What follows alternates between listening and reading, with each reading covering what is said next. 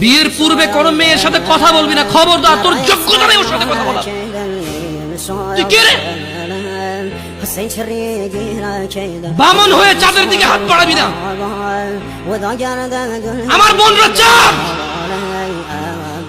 ওয়াল্লাহি যেদিন ইসলামী শাসন আসবে, যেদিন ইমাম মেহেদী আসবে, যেদিন ঈসা আলাইহিস সালাম আবার আসবে, ওনার বন্ধের উপর যারা হাত দিবে উনি হাত কেটে ফেলবে।